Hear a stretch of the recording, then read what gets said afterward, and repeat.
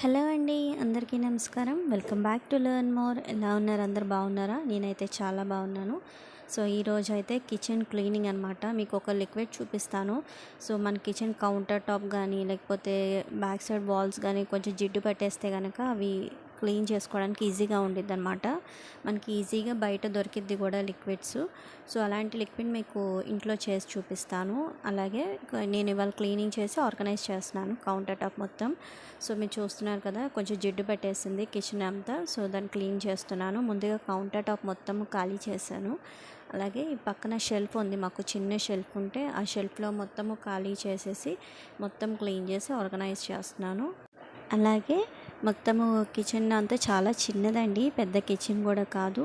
So అందుకే నేను ఎక్కువ సామాను పెట్టుకోలేదు, ఉన్నవన్నీ తీసాను. నేను ఇంతకుముందు 2 years back open kitchen organise చేసి మీకు వీడియో పెట్టాను. మీరు చూడకపోతే డిస్క్రిప్షన్లో లింక్ ఇస్తాను, చూడండి. ఇదేనండి లిక్విడ్. ఈ లిక్విడ్ వచ్చి మనం ఇంట్లోనే ప్రిపేర్ చేసుకోవచ్చు. సో వెనిగర్ అనేది జనరల్ స్టోర్స్ అన్నిట్లో ఉండిద్దండి, 55 రూపీస్ ఉండిద్ది. ఒక్కసారి బాటిల్ తెచ్చుకొని ఇంట్లో పెట్టుకున్నారంటే మనం మల్టీపర్పస్గా యూజ్ చేసుకోవచ్చు అనమాట.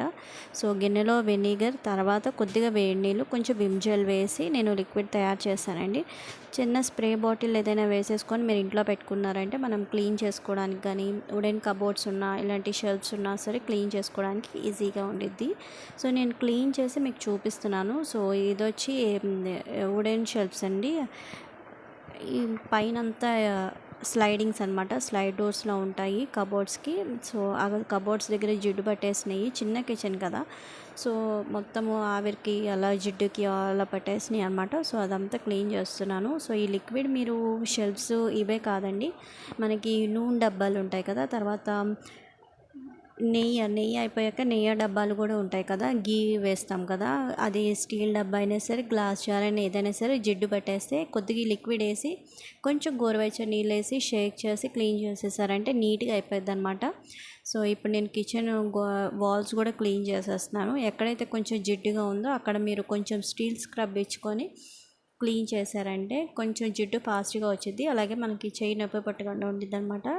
సో మొత్తము క్లీన్ చేసేసాక ఒకసారి పాతది ఏదైనా క్లాత్ ఉంటే దాంతో పొడి గుడ్డతో పెట్టి క్లీన్ చేసేయండి, తుడిచేయండి. అలాగే నేను కౌంటర్ టాప్ కూడా ఒకసారి స్టీల్ స్క్రబ్తో, అదే స్క్రబ్తో నేను క్లీన్ చేసేసి తుడిచేసాను అనమాట. సో ఇది ఓవరాల్ లుక్ అండి. నేను మొత్తము క్లీన్ చేసేసాక ఇలా ఉంది.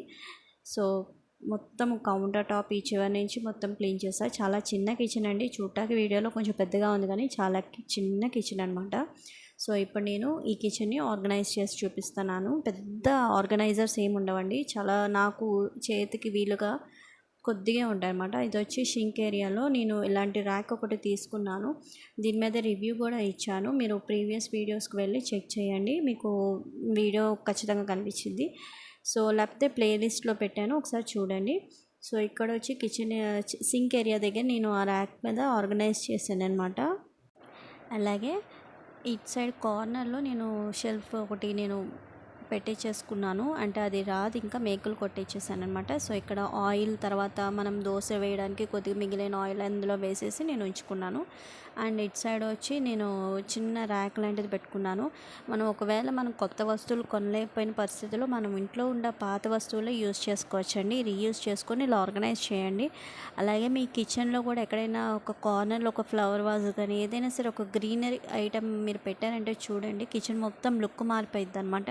సో మనకి 24 గంటలు మనం కిచెన్లోనే ఎక్కువ వర్క్ చేస్తాం కాబట్టి మనకి ఒక కొత్త రీఫ్రెషింగ్ ఫీలింగ్ అనేది ఉండిద్ది, చూడటానికి కూడా కొత్తగా ఉండిద్ది అనమాట. సో నేను ఈరోజు చూపించేది అయితే సింపుల్ ఆర్గనైజింగ్ అండి. సో నేను నెక్స్ట్ టైం బాగా మంచిగా ఆర్గనైజ్ చేసి మీకు వీడియో అప్లోడ్ చేస్తాను ఖచ్చితంగా. సో మొత్తం ఈ కార్నర్లో నేను ఇలా ఆర్గనైజ్ చేసుకున్నాను. అలాగే కొద్దిగా ఉన్న షెల్ఫ్లో మొత్తం గ్లాసెస్ అన్నీ ఆర్గనైజ్ చేశానండి.